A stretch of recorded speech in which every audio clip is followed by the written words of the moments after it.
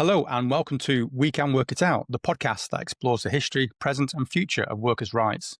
I'm your host, Dr. Jonathan Lord. In each episode, we'll be delving into the stories, struggles and successes that have shaped working lives. From friendly societies to people management, we welcome academics, activists, trade unionists, policymakers and workers themselves to help us understand what fair work really means in a changing world. This episode's guest is Paul Embery, a British trade unionist, writer and commentator whose work explores the relationship between class, culture and politics in contemporary Britain. A firefighter by trade and long-time activist in the Fire Brigades Union, who spent over 2 decades campaigning on issues of workers' rights, trade union democracy and the future of the labour movement. His experiences within the union movement have given him a first-hand perspective on the tensions between the labour movement's traditional working class base and its modern political leadership. He's the author of Despised, Why the Modern Left Loathes the Working Class, a provocative and widely discussed book that examines what he sees as the growing disconnect between the metropolitan left and the communities that once formed Labour's heartlands. Drawing on his background in East London and the post-industrial towns of Britain, Paul argues for a renewal of communitarian values, economic justice and national solidarity within progressive politics. Alongside his trade union work, Paul has written extensively about working class politics and culture, including for Unheard, The Huffington Post, The Spectator, Spiked and Compact, as well as a frequent contributor to radio and television debates on class, identity and political representation. In his writing and public speaking, Paul challenges both left and right to confront uncomfortable questions about belonging, work and the meaning of solidarity in modern Britain. Paul Embery, welcome to We Can Work It Out. Good to be with you. Thanks, Paul. It's great to have you on the podcast. I'm a great admirer of your work. Can you just tell us a little bit more about yourself, your kind of background and how you started out as a firefighter, then moved into become a trade union activist and then ventured into the murky world of writing and broadcasting? Yeah, so, I was brought up, as you touched on, in East London, the London borough of Barking and Dagenham. And I've always been a bit of a political animal. I remember standing as a Labour candidate in the school general election in 1987. Joined my first union, the GMB, when I was stacking shelves at Asda as a 16-year-old. Joined the Labour Party in 1994, became a professional firefighter in 1997, immediately got involved in union activity with the Fire Brigades Union, took part in strikes and various campaigns, industrial disputes and so on. Ended up sitting on the national executive of the Fire Brigades Union. I was very, very active in the pro-Brexit campaign from a left-wing perspective. I was a national organiser of trade unionists against the EU. And from that, really, I found that a lot of speaking and writing and media invitations started coming along. And then, as you said, 5 years ago, actually this week, 5 years ago, I saw my book Despised published. So that's the background. Yeah, you've got a great background. And I think that's influenced what you've written in terms of this book, Despised. And, when I contacted you, I said it was a breath of fresh air because I don't think many people produce the views that you do have, considering the background you've got. So when the book was released 5 years ago, I think it was 5 years and 1 day, I think, from what you said this week, what motivated you to write the book and what personal and professional experiences did you have that made you kind of look at the modern left and what was wrong with their treatment of the working classes? Well, I'd identified, I think, what was a very obvious disconnect between what you might call the left political establishment in this country and the working class. And it seemed to me to be widening that disconnect. And the book was very much written from my vantage point as a trade union and labour movement activist, but also as a resident of Barking and Dagenham, where I lived for 35 years. And around the turn of the century, when the new global market was really starting to take effect in our country, particularly in our working class communities, places like Barking and Dagenham, and we were beginning to see deindustrialization on a big scale, and we were beginning to see rapid demographic change on a big scale. Certainly where I was living at the time in that borough, it was affected in a very acute way by all of those things. And actually, I detail in the book some statistics, certainly in terms of demographic change, which shows the intense level of churn. I mean, it was one of the highest turnovers in terms of demographic change in the whole country in Barking and Dagenham.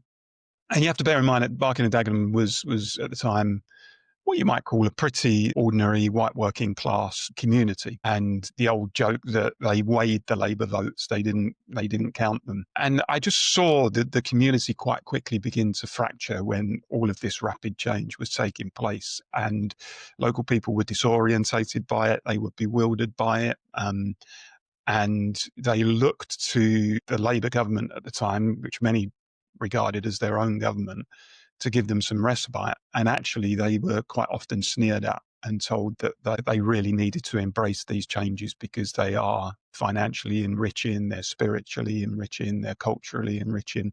And they were patronised in that way. And we lost those people. And I saw the BNP come from nowhere in 2006 to win 12 seats on the local council, their best ever result in local government. And I began warning around that time, look, the way that we are speaking to working class people in these communities and the way that we're patronising them and being condescending towards them, they are going to stop voting for us. I could see that. I could see that up close and personal in Barking and Dagenham. So I felt I had a story to tell, and that was really the motivation behind the book.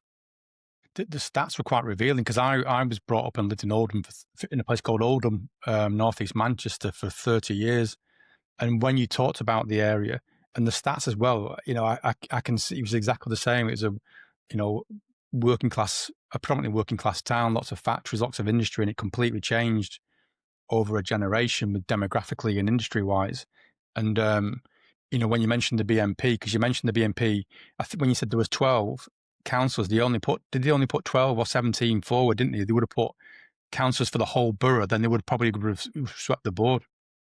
Absolutely, you're right. I mean, I can't remember the precise figure that they put on the slate, but they certainly didn't stand in every ward in the authority. And if they had done, then actually there is a chance they would have actually taken control of the council. Yeah, indeed. Yeah, you use the word loathes in your title for your book, which is quite a strong terminology, really. Why did you choose that word? I hate to pick on words. I'm not really a person who says you can't use that word or you shouldn't use that word, because you mentioned that in one of your debates as well. Why did you choose loathe, though? Because it is quite a strong term to use. Yeah, but I think it's accurate. I think there are many elements within the left who do actually loathe what you might call the traditional working class in this country. They think they're a bit bigoted. They think they're a bit nativist. They think they kind of need to be dragged from their ignorance by us benevolent, progressive people. And I think as the left itself has become more middle class, more populated by graduates, less rooted among working class communities, I think that chasm has grown. And I think many on the left actively do dislike. They often don't say it openly, of course, but I think if you mix in left-wing circles, as I've done for most of my adult life, you get to pick up the signs. And I think not most, but lots of people within the modern left do actively dislike working class people and what you might call often their small c conservative impulses. And when those voters, those traditional working class voters, raise what the modern left sees as uncomfortable, unfashionable issues, around things like law and order and immigration and national sovereignty and so on, quite often those activists will stare down at the floor and shuffle their feet in embarrassment. And sometimes the mask slips, the Gordon Brown moment with Gillian Duff, 2010, where this woman who had been a lifelong Labour voter just expressed concern, not in any sort of aggressive or hostile way, quite moderately, actually, just expressed concern over the level of immigration into her town, Rochdale, was dismissed as a bigoted old woman. And of course, the famous Emily Thornberry incident where she was campaigning in the Rochester and Stroud by-election and the St George's flag hanging outside a house with a white van there as well. And she obviously saw this as so noteworthy that she felt that she had to tweet it in quite a sort of sneering and patronising way. And I don't think that has changed dramatically in the last 5 years, that mindset. I think it still exists. You said it hasn't changed in 5 years since you've written the book. How far do you think it does go back, though? Because you talk about Tony Blair a lot in your book, and about the change when New Labour came in '97. But how far back do you trace that disconnect between Labour and the working classes?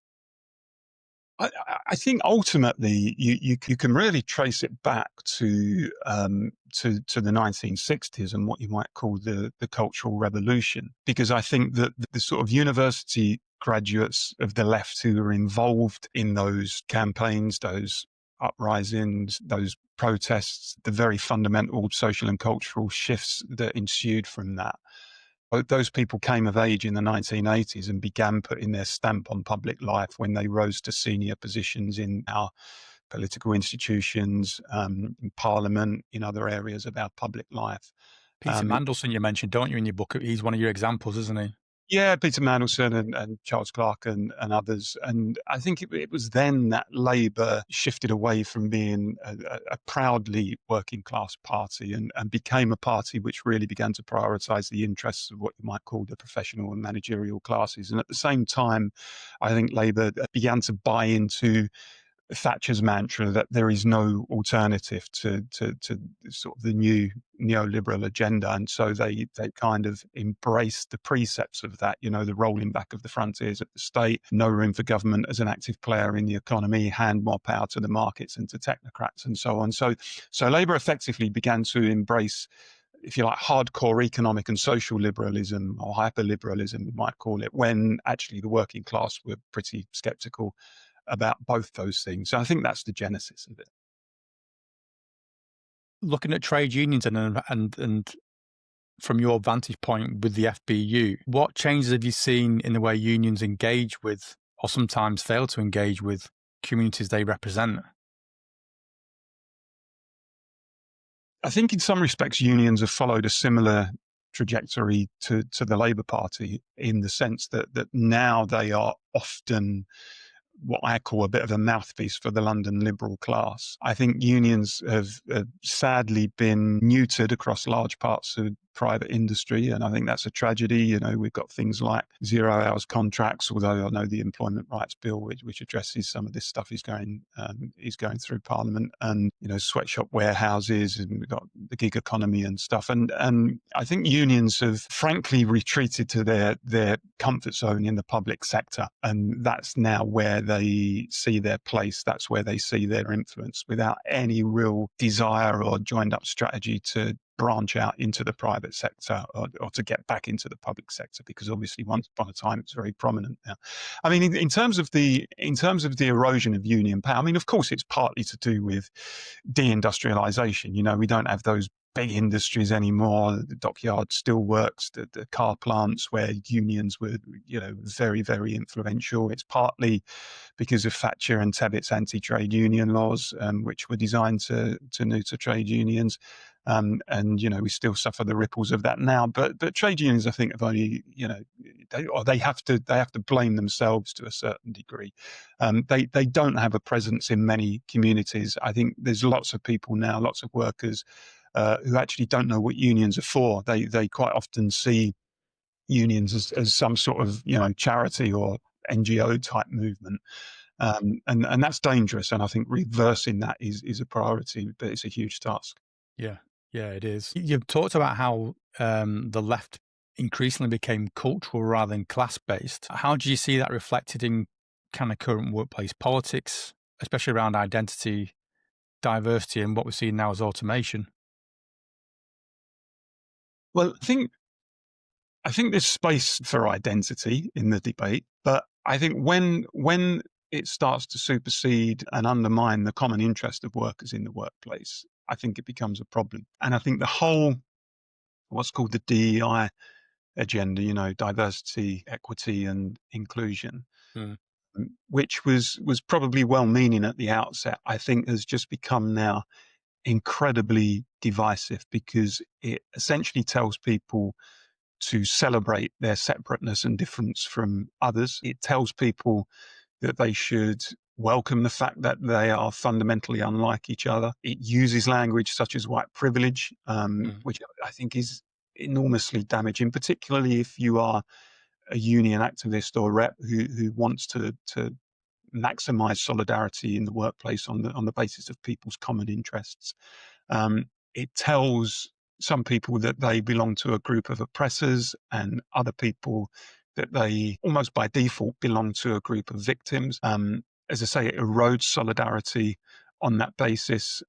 We hear the phrase constantly that diversity is our strength. I don't think that's true. It's an inconvenient truth. I think for many people that diversity isn't our strength. In many respects, it's our greatest challenge. But we have to be in the business, I think, of confronting these issues and speaking truth. I think, study after study has shown that the more diverse a society, the lower the levels of trust, the lower the levels of social solidarity, the lower the likelihood that people are willing to engage in or support those collective institutions such as a welfare state, pay taxes to fund the National Health Service and so on. So my view really is, look, if a society happens to be diverse, then so be it. We have to try and work to build as much common interest between people as we can. I never quite understood why we go out and encourage diversity and encourage that separateness and difference between people. And as I say, I think that agenda has been wholly divisive. I think you can, on the one hand, I do. You can believe, for example, in a multiracial society. You can believe that absolutely people should not be divided or treated less favorably according to the color of their skin. I mean, that should be a first principle, not just for people on the left, but for any decent human being. But I think multiculturalism, for example, if we're really talking about identity politics, I think multiculturalism is actually a different thing to multiracialism, because obviously culture and race are two different things. And I think this is something that commentators are now beginning to pick up on, that there's, we need to define multiculturalism more clearly. And some commentators, rightly in my view, now speak in terms of soft multiculturalism and hard multiculturalism. Now, with soft multiculturalism, which I broadly support, it's a theory which says, look, people should be entitled in a free society to follow a particular culture, to worship a particular god, to wear whatever clothes they want, to speak whatever language they want in the privacy of their own home, or if they're in private company. And all of that sort of stuff. People should have those fundamental liberties. And, a decent society, I think, would support that. But we haven't stopped there. I think as a society, we've gone for what commentators are calling hard multiculturalism, which, as I touched on previously, is the active promotion of separateness and difference, which is actually saying to people, you should celebrate the fact that you're fundamentally unlike other people. And I've never bought this argument that in order to be seen as some sort of civilized society, you have to promote this sort of hard multiculturalism. And I quite often, and I do in the book, as you'll have noted, I use the example of Japan, which on the one hand does not go in for hard multiculturalism, is pretty strict around border control and immigration and so on, is unapologetic about defending its own culture and celebrating its own culture and being almost a monoculture in that sense, but nonetheless is fundamentally kind of welcoming and civilized, and no one would seriously suggest that it was anything other than a civilized, law-governed, largely peaceful society. Therefore, the argument that you have to follow the path that we've followed in Britain to be seen as civilized, I think is simply untrue. It's incredibly divisive, the whole thing, and there needs to be a concerted pushback against it.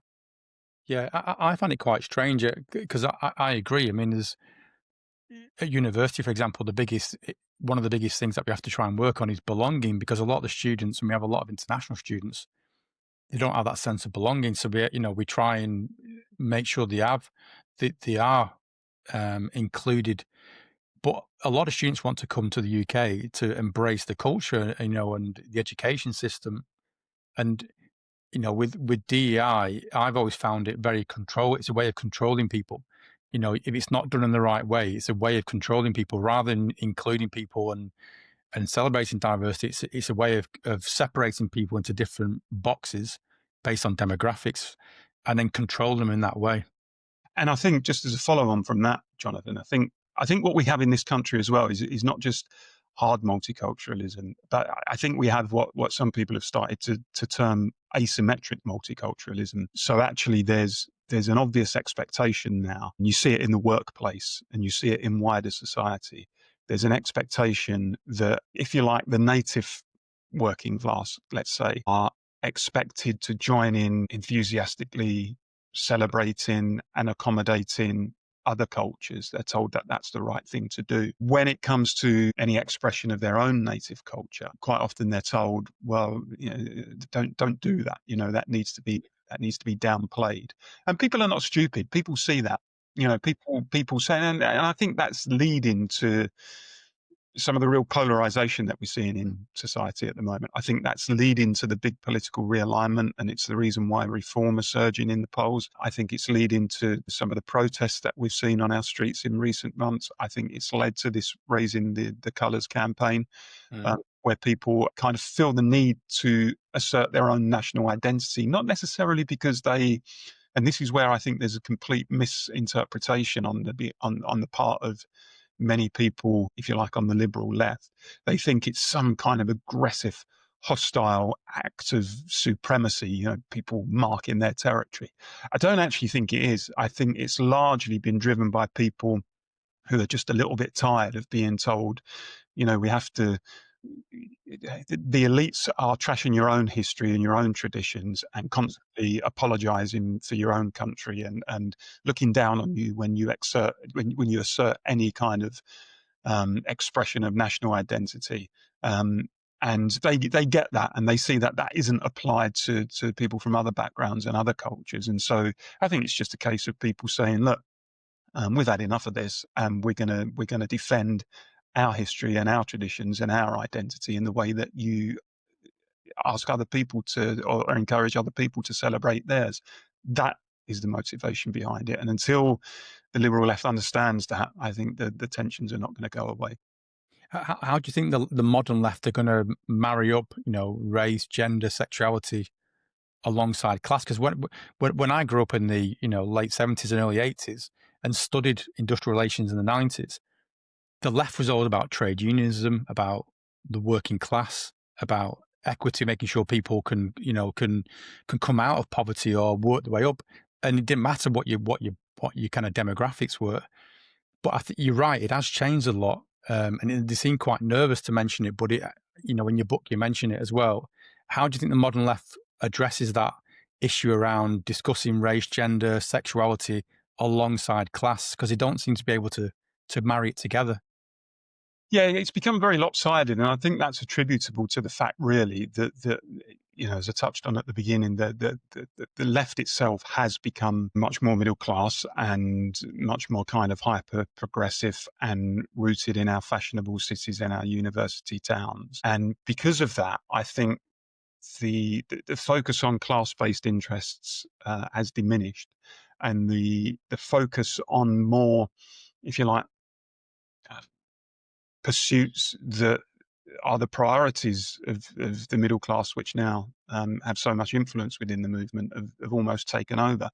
So you see less focus on, bread and butter issues around pay and things like, productive state investment and things like a proper industrial strategy and reviving our domestic industrial base, and the whole debate about macroeconomics, whether government should use its massive fiscal capacity to rebalance the economy in favour of the real economy, the productive sector. All of these debates that, and lots more that were once the bread and butter of the left. You don't really see that anymore. You don't even see it among the top echelons of the left. And without sort of wanting to go off at a tangent, but it is relevant. I'm a great admirer of Tony Benn, and I've read his diaries many, many times. And particularly when you look at the period in the 1970s and the so-called winter of discontent and the economic turmoil that was going on at the time. And there were regular cabinet meetings, and you had real big hitters around the cabinet table. You had Callaghan in charge,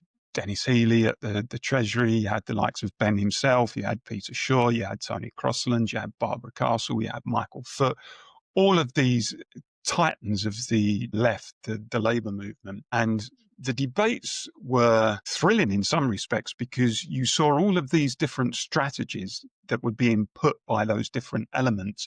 So the likes of Ben and other people on the left were putting the alternative economic strategy and import controls and what people would talk about as a siege economy. You had people like Healy on the right who were effectively saying, no, we have to accept the new kind of monetarist reality and the power of the markets and so on. You had the likes of Crossland, who was trying to sort of pursue a middle path. And my point about that is that you could see back then that there was a real focus on the big kind of economic issues, the impact that it would have in terms of, people's pay and conditions in the workplace. Nowadays, I think so many people on the left have retreated from that. I cannot imagine today's Labour government having anything like that debate. I think they've withdrawn from that field. I think they hand everything over to either the markets or the Bank of England or the technocrats, and they say, look, you're better qualified to deal with that sort of thing than we are. And because of that, and it's partly because of a lack of intellectual confidence as well, but it's partly because, as I said at the beginning, the middle class the movement has become so more middle class now that other pursuits have taken precedence. So the left now concentrates on issues disproportionately, in my view, on issues such as, LGBT rights and on issues such as climate change and stuff like that. Now, I'm not for a moment suggesting those issues are not important, but the point that I'm making is it's so disproportionate now, the focus on those type of issues compared to the things that I think ultimately matter to people. And I'm not suggesting for a moment that some of that agenda, some of that more socially liberal agenda is not important. I don't want to go back to the days before the 1967 Act, which decriminalised homosexuality, for example. I don't want people to be denied jobs on the basis of their colour or their background, which is why I broadly support the Equality Act with some real reservations over some parts of it. I think we are now more tolerant as a society, and that's to be welcomed. But I think probably it's also fair to argue that the pendulum has swung so far the other way that, as I've said, the whole agenda has created new divisions and new tensions. And I think most people are fundamentally decent in this country, but I think those who have more traditional views around some of those social issues, what you might call the faith, family and flag agenda, which many people still hold to, are quite often made to feel like pariahs. And that's been a real source of division, I think. You talk the faith, family, and flag element. You talk about that in your book about that's ingrained in working class mentality. That's what it used to be, and still is. But it does get forgotten. And I agree. There is a disproportionate use of resources which they use on not movement, but on signal virtue, and sometimes that. But how do unions then address that issue of belonging community then with working class politics? How can things like labour law, the trade union movement address the issues at the moment? I think people ultimately come together where they've got common interests, and they will join institutions that serve those common interests. And when I, as a union official, would bargain for better conditions and stand alongside on picket lines or in industrial disputes, fellow workers of all different backgrounds and races and different cultures, I think a sense of solidarity increases, and more widely a sense of community can increase from that. So I think unions have a crucial role to play actually in developing that solidarity. And I think, arguably one of the reasons why there has been social disintegration in a lot of our communities, particularly our post-industrial towns and cities, is because of the absence of trade unions. I also worry as well, and I don't think we speak about it often enough, I worry about the impacts of the sort of mass home working that we have now, people working remotely. And I say that because I think workplaces are great kind of social lubricants, aren't they? Mm. And they help to develop those common bonds, that solidarity between people. Shared knowledge. Shared knowledge. Yeah. But when you're meeting colleagues only infrequently on a face-to-face basis, I think those boundaries can go back up, and it undermines the ability of unions to be able to to organise, to have debates, to have branch meetings, and so on. And I'm not suggesting that we force employers to kind of get people back into the workplace. I think in many respects, the ability to be able to work from home is improving people's work-life balance, and that's obviously a good thing. And I don't really know the answer, Jonathan, to be honest, but I do know we need to find ways to engage people socially and in the workplace with each other, especially new and younger workers, in an age where so many more people are working from home, because I think that presents a big threat to trade unionism, which we haven't quite got to grips with yet. Yeah, the Institute of Employment Rights, I think they had a debate and they talked about sectorial bargaining rights, to be introduced under the Employment Rights Bill. They've talked about trade union fees being automatically used in the political aspects of what they want to do as well. But you're talking a lot about cosmopolitan detachment. Can you explain what that is and what the issues might be with it, or why you've addressed it in your book? Yeah, I mean, I'm a great believer in things like national sovereignty in a way that is not kind of hostile to others. I think that one of the myths of Brexit, for example, that it was all driven by this kind of Little Englander mentality. I don't think it was. We have to separate the EU from Europe, the continent. You can be an opponent of the EU because you believe it, as I do, to be an explicitly anti-socialist institution, one that prioritizes the free market, for example, over public ownership, one that encourages deflationary economics and so on. And at the same time, you can support Europe as being a wonderful continent from which we can learn so much. I think most people voted to leave in that referendum because they were as much anti the UK establishment, actually, as much as being anti the EU establishment. And people were painted as bigots by, if you like, the cosmopolitan liberal elites. And I guess this is where the detachment comes from, because on those issues that were important to them, national sovereignty, wanting control over immigration, wanting to be able to elect and remove the people who governed them. And they were often depicted as kind of bigots and backward thinking for wanting those things. And we've got, I think, a political elite and a cultural elite in this country who increasingly don't understand the lives of millions of their compatriots, and they think they voted leaving the Brexit referendum because of something they saw on the side of a bus, an advert they saw on the side of a bus. And it shows to me that actually they haven't spent enough time talking to ordinary working class people, going into some of our post-industrial areas, what you might call Britain beyond the M25, blue-collar Britain, provincial Britain, and understands what motivates many of those people. And I think if they did, I think they'd find that actually those people are far more switched on and intelligent and discerning than quite often they're given credit for. I think there's a huge body of people in this country, actually, and I sort of touch on it in the book, who are actually left when it comes to economics. So they actually don't buy the sort of Singapore on Thames agenda. They don't buy the reform agenda, the old Thatcherite agenda of rolling back the frontiers of the state, handing everything over to the market, devil take the hindmost, and that kind of thing. They actually want a government that intervenes. They want a government that's prepared to invest in productive capacity. They want a government that's willing to strive for full employment, that's willing to be an active player in the economy. They don't like boardroom excesses. They want a higher minimum wage. They don't like a big gap between rich and poor. But at the same time, they're what you might call a bit right on culture. So they're pretty patriotic. They quite often have these small c conservative instincts. They don't like it when the elites continually trash the history and traditions of the country. They don't like the phenomenon of asymmetric multiculturalism that they see all around them. And it's these people, I think, and you see some of them who have traditionally voted Conservative, you see some of them who have traditionally voted Labour.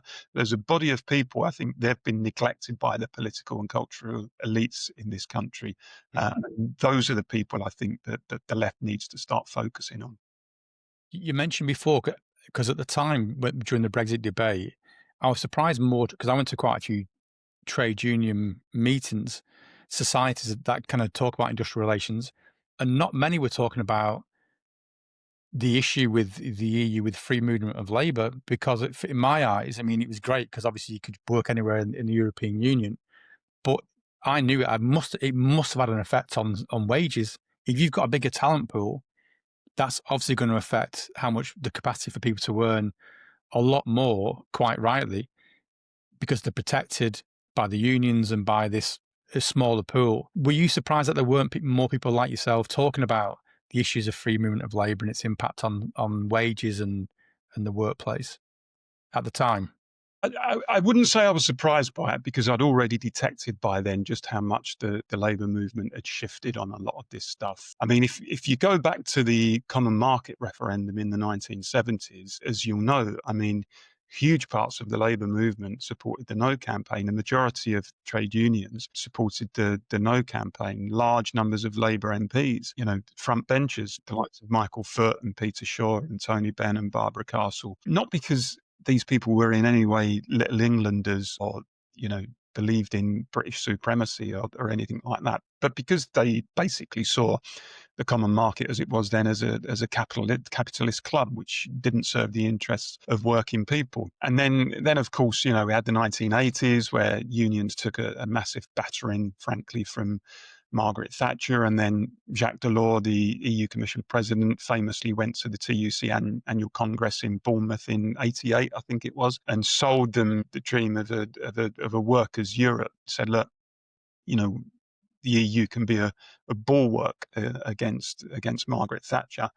And since then, really, the movement kind of bought the idea of the EU as a protector of workers' interests, and parts of it really became sort of infatuated, I think, by the EU, and anyone who opposed it was suddenly seen as being some sort of museum piece, or some sort of crank. I got a bit of that myself. I was told that I was lining up with the likes of Farage and so on, often by people who didn't understand that there was a rich Eurosceptic thread that had run through the labour movement traditionally, and free movement is obviously part of that debate. For me, free movement is actually a boss's dream, because it allows bosses to shunt workers across borders in order to hold down wages. And I think that's so obvious. I mean, some people still contest it on the left, but I think it's so obvious that certainly in some sectors that have suffered, whether it's construction, whether it's retail and hospitality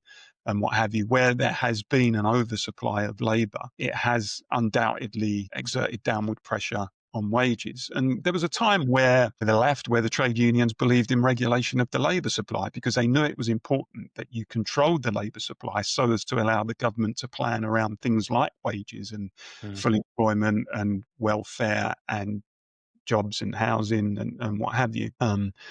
As I say, that's kind of all shifted. And I think one of the debates about free movement as well is too often the left don't examine the impact on not just the host country, in this case us, but actually the parent country. I mean, some countries in Europe have suffered real depopulation crisis, for example, places like Latvia. No one talks about that. I mean, a few years ago in Romania, there was an acute crisis in the health service, because after EU enlargement in the early 2000s, so many doctors and nurses from Romania started heading west, and it caused a massive impact in terms of their health service. But as I say, you kind of raise those. You'll know this yourself, Jonathan. I mean, there was a time where a sort of open borders position was once on the left, the preserve of Trotskyists and anarchists, really, and hyper liberals. And as I said, the mainstream position was regulation of the labour supply. Now that's turned around, and actually the open borders position, well, certainly until recently, was very much, sometimes publicly, quite often privately, the position of many people on the left. And anyone who said, no, actually, I think we should have strong regulation, was looked upon as sometimes crypto-fascist. And that's how crazy the whole debate got, frankly.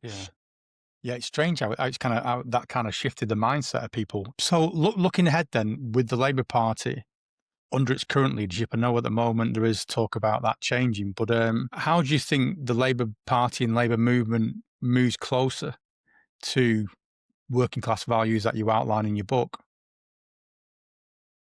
I think it needs to do a number of things. It needs to understand the limits of globalization. I mean, Tony Blair famously gave a speech in 2000 for the Labour Party conference, and it bears rereading. He talks about the virtues of globalization and how anyone who kind of stood in the way of it was going to be left behind. This was the new way of living. Globalization is no respecter of tradition or of people who stand still. We either get on board or we get cut adrift. And it kind of struck me since when rereading that speech that it was almost the kind of Thatcherite, there's no such thing as society sort of speech. It was basically, the new global market is everything. And whether you like it or not, this is how we're going to live now. And when we subsequently saw the impacts of the new global market in terms of the grinding deindustrialization, in terms of the rapid demographic change,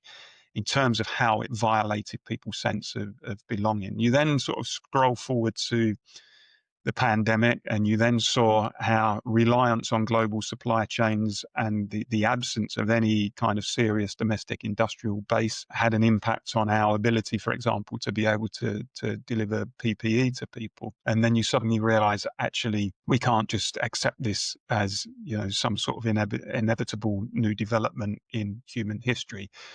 We do need to understand the limitations of it. We need to seriously get economic growth. To do that, we need to be much bolder rather than following Treasury orthodoxy, following the nostrums of George Osborne, which I think Rachel Reeves is doing. The limits of her vision in terms of her standing at the dispatch box and saying, if we can't afford it, we can't do it, which is an inversion of Keynes, the guy who was a leading light for social democratic parties across the world for so long, who said the very opposite of that.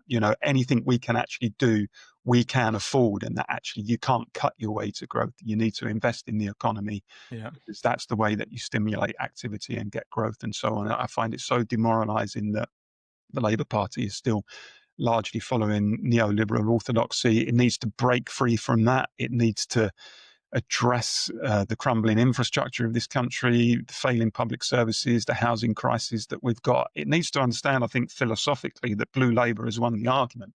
That's the truth of it. It needs to focus on things like family and community and nation, and needs to be less focused, I think, on the priorities of the professional and managerial classes. It's made some good steps. I'm not going to say it hasn't. I think Mahmood's proposals recently are a step in the right direction, controversial as they are to some people in the movement. I think that the recognition that we need less focus on shoving every young person into university and more focus on vocational and technical skills in the workplace. I think the absence of that, of a focus on that over recent years has caused us massive problems, not least a shortage of labour in so many trades and industries, which has forced us to rely on the importation of labour. I think the problem is that some of this stuff is not instinctive for large parts of the party. You can see that with the reaction to Shabana Mahmood this week.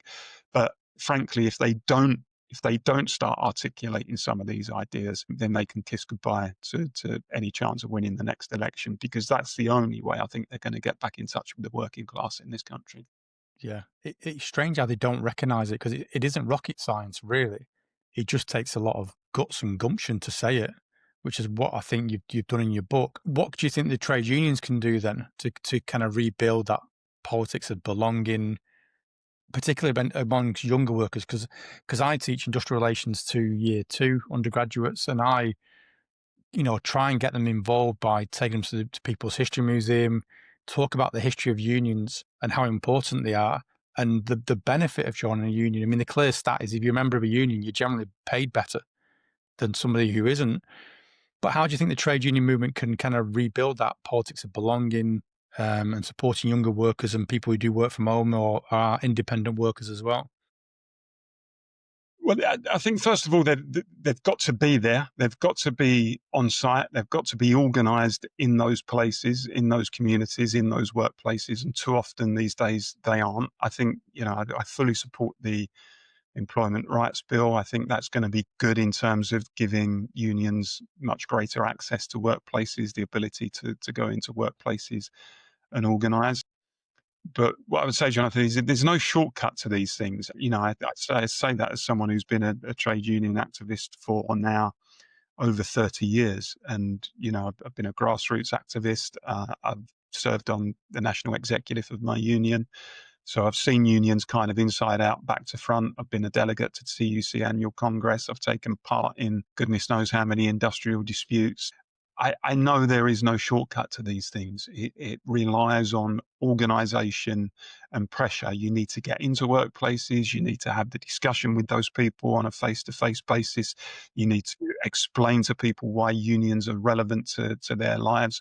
I think we face a real challenge in the sense that I think many workers now have become, as time goes on, many workers have become depoliticized in some respects, because I think a lot of workers now have little or no memory of the history of trade unions, even the battles of the 1970s and the 1980s.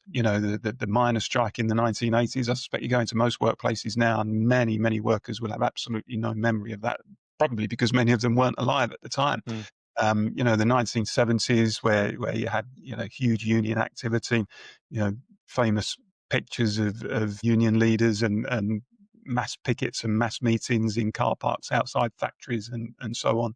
I think we should take inspiration from the new unionism of the late 19th century, a period and a movement that really fascinates me, where we saw the mass unionization of until then untapped labour, huge numbers of unskilled and semi-skilled workers in Britain who were around at the time. We had the craft unions, but we didn't really have mass unionism, and all of a sudden the new unionism, the likes of Ben Tillett and Will Thorne and people like that.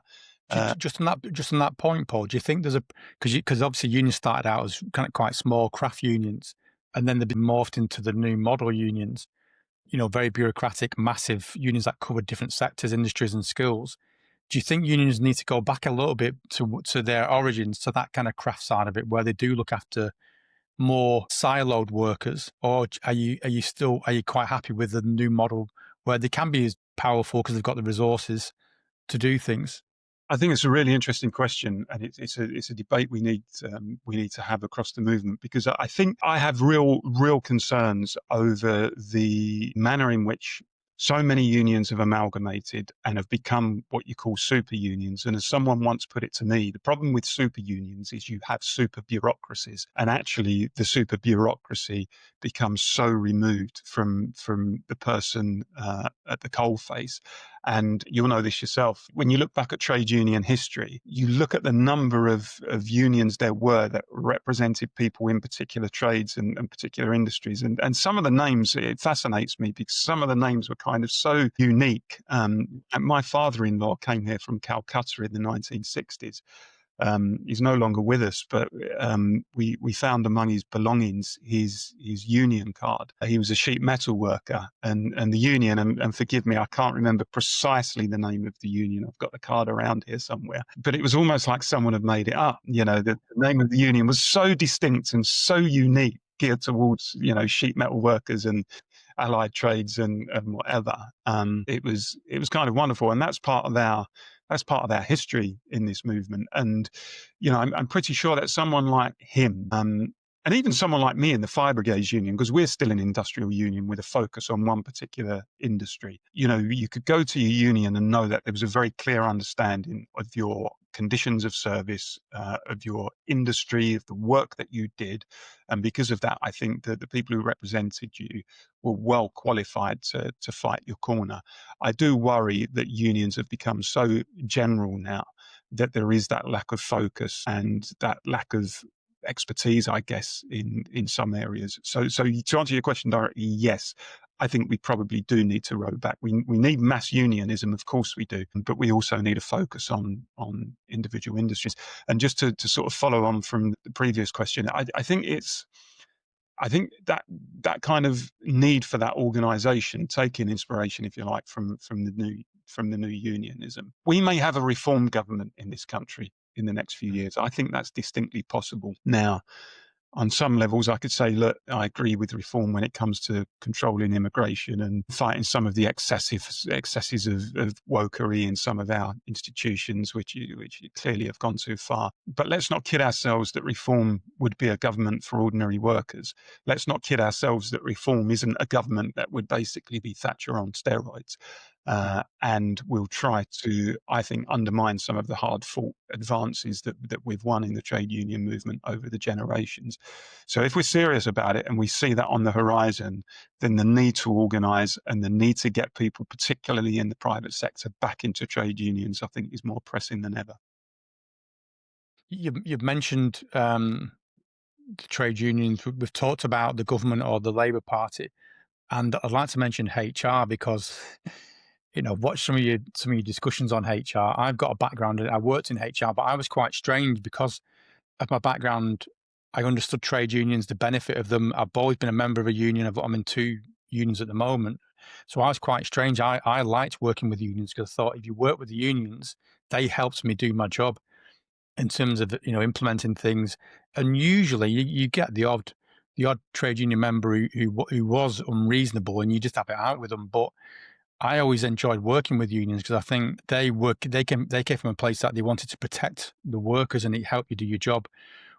Without throwing a kind of an hand grenade into the discussion, what's your kind of thoughts on HR and their influence on the workplace and some of the good and bad things that they've done that have hindered workers' rights? Well, I mean, I began working full time. I mean, I stacked shelves at Asda's while I was still at school, but I began working full time in 1991. I worked for a shipping company in Barking in the office. And back then, the HR department basically dealt with payroll and leave, and that was pretty much it. Personnel. Personnel, yeah, exactly. Yeah. I think that now in many places, particularly in larger corporations, not necessarily in sort of small and medium enterprises, but in larger businesses, they have become almost like sprawling kind of tyrannies, which are enforcing speech codes and enforcing behavior codes and delivering political lectures and ramming DEI down people's throats in a way that I think has become so divisive. I think it's undermined solidarity between people, as I've already touched on. And I think that the sad thing is that unions have well, not only gone along with it, but championed it in many cases. And there's now this very obvious overlap between HR departments and trade unions to the point where, I mean, we see some big cases nowadays, particularly when it comes to things like freedom of speech. You could talk about, for example, workers who have been disciplined or threatened with discipline for expressing gender critical views, for example. I mean, there was a time, I think, when trade unions would be fully behind those workers, particularly, when they understood that defending women's sex-based rights in the workplace and elsewhere was actually a battle worth having. Not only in some of those sort of free speech cases and others have unions stood back, but they've actually been on the side of HR and have been proved wrong, actually, I think, in many of those cases. And I think the whole thing has become pretty suffocating and stifling. It's now almost, workplaces have become ideological battlegrounds, I think, because of this approach.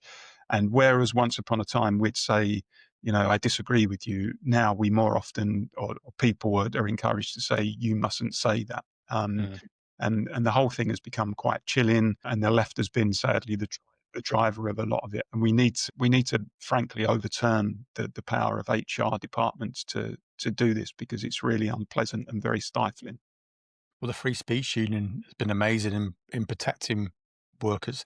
And I agree that, traditional unions, because they're obviously quite modern, the Free Speech Union, the traditional unions should have been doing it. But like I said, it's ideological now for some of them. To kind of move on to what you do next, then, what have you got on your radar in terms of maybe writing, commentating on? What's next for you? Well, I keep threatening to write a new book about the sort of political scene today, and I've been approached by a couple of publishers to do that. I don't know whether that will happen. I'd like to think I will begin it at some stage, but that could happen at some point in the future. But for now, but I'm still actually a firefighter and an FBU activist. That's my bread and butter work still. But I still do the writing and the media stuff around that. I've got my own Substack now, which people can find at paulembery.com. I write regularly opinion pieces on that once or twice a week. And I pop up fairly regularly still on the media, quite often GB News or Talk TV, and certain other places as well. So Do you ever get asked to go on the BBC, ITV? Because I've seen you on those outlets. Do you ever get asked to go on them on what I say the ITV and BBC channels at all? not as often, certainly. I mean, I'd be lying if I said they'd never ask me. But it tends. I find it tends to. It tends to rely on the particular producer or booking clerk, and whether they sort of know you and have sympathy with what you're saying. So, for example, I was asked to go on BBC Radio. I couldn't do it because I had another commitment. I was asked to go on BBC Radio a few days ago to discuss the Shabana Mahmood immigration proposals. And the producer who asked me, I think, has previously sort of expressed a little bit of sympathy with some of the stuff I've said and written. So it does depend on sort of who's interested in booking you. But no, I mean, it's mainly those channels which are, if you like, more independent and are willing to give voice to dissenting views. And I think GB News has been really good at that. I know it gets a lot of stick. I don't necessarily agree with all of its output, but in terms of representing those voices outside the M25, and there was an overwhelming need for some mainstream media channel to start doing that. I think it's done that quite well. So I pop up on the media whenever I'm available. Okay, and we ask each guest to choose one person who they believe has influenced the world of work. Who would that one person be and why? Yeah, I knew this question was coming. I'm going to, if I may, I'm just going to reinvent the question slightly and go for a group of people rather than one person. And I'm going to pick the match girls from East London who had their famous industrial dispute. Bryant Match Girls. Bryant and May match girls. And I'm interested in that because actually we did a family tree, and one of my female ancestors worked at the Bryant and May factory in Bow in East London. The building's still there, actually. She was there some years before the famous event, but yeah, so I've had an interest in that. And I used to, on the way to work, I used to drive past the building, regularly. So I know the building quite well. And I just think that was a fascinating dispute, actually, because here you had young female workers, lots of them from immigrant Irish backgrounds, in an age where you didn't have widespread trade unionism, in the days when it took actually enormous courage to stand up and demand your rights in the workplace, even if you were a man. I mean, this was only 50 years after the Tolpuddle Martyrs, let's not forget. Yeah. And they did that, and they stood up and they took on the bosses, and they won support for their campaign. And the strike was inspirational. And I think the legacy, they demanded, better health and safety, better pay, better conditions. As I say, they were working in godforsaken conditions and excessive hours and so on. And they fought to improve all that, and their legacy lives on, and rightly so. And it's a dispute, I think, that should never be forgotten. It's a great example. We take the students to the People's History Museum in Manchester, and one of the sections in there is about the Bryant and May strikes. And they were working with phosphorus, weren't they? Like the naked hands working with these really dangerous materials. But they have a display where the students are able to do some of the work. They were making the matchboxes, and then it tells the visitors they're working from 6:30 in the morning till 6 at night, half an hour for breakfast, an hour for a break, and they were stood up all day making these boxes. So, and they get you to make the boxes. And the students it's like a completely different world for them. Saying what they were stood up all day, even just the fact they were there for nearly 12 hours doing a job, they couldn't even contemplate it, which is what your book kind of talks about. I don't think people realize what people have done in the past and how it has kind of reared its head again in terms of the working conditions and pay again. It's just come full circle again. This is part of our history in the movement, and that's why I always defend the trade union movement against all comers. When people say unions have got too much power, and quite often people don't understand the rights that they themselves enjoy at work as a result of trade unionism. And, it's the old saying that rarely are things handed to you on a plate as a worker. You generally get improvements because you've been prepared to go out and fight for them. And actually, so many of the improvements we've won as workers have come through trade union campaigns and through both wings of the labour movement, the trade unions in the workplace and Labour MPs in Parliament, making sure that those improvements got on the statute book. And for all the stick that the labour movement gets, and I've been as critical of it as many people over recent years, I still know the improvements that it's delivered and the good that it's done for people. And that's why I'm always proud to be a member of it, and we'll defend it all the time. You mentioned before, and I saw it in a clip when I was doing some research for the podcast, because you call yourself a dinosaur. And I genuinely don't see you as that. I think you can, and you have resuscitated the trade union movement. It did get into a rut where there were people who probably were antiquated to a certain extent, and therefore they weren't some of the younger workers can resonate with. And certainly the elites on the left don't resonate. But I think you've certainly resonated the trade union movement with your book. We'll put a link for Despised, Why the Modern Left Loathes the Working Class into the podcast comments. We'll put a link to your Substack as well, which is great. I subscribe to that. But thanks very much for being on the podcast. We can work it out. Paul Embery. My pleasure. Thank you.